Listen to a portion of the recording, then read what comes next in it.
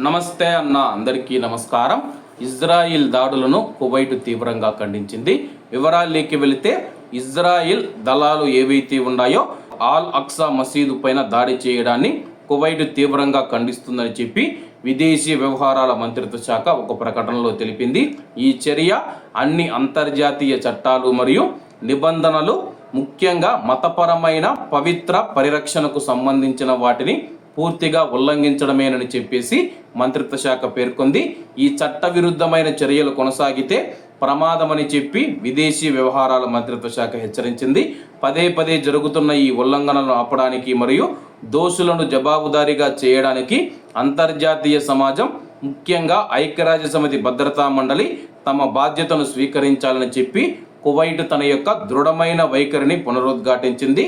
పవిత్ర స్థలాలను గౌరవించడం మరియు పాలస్తీనా ప్రజలకు పూర్తి రక్షణ కల్పించడం యొక్క ఆవశ్యకతను కూడా మంత్రిత్వ శాఖ నొక్కి చెప్పింది. ప్రస్తుతం ఇజ్రాయిల్ దళాలు మనం చూసుకుంటే ఆల్ అక్సా మసీదు పైన దాడి చేయడాన్ని కువైట్ మరియు పలు గల్ఫ్ దేశాలు, అరబ్ దేశాలు తీవ్రంగా ఖండిస్తూ ఉన్నాయన్నమాట. అలాగే ఇజ్రాయిల్ దీనిపైన స్పందించాల్సి ఉంది. అలాగే ఈ ప్రాంతంలో యుద్ధ వాతావరణ పరిస్థితులు ఉన్న విషయం అందరికీ తెలిసిందే.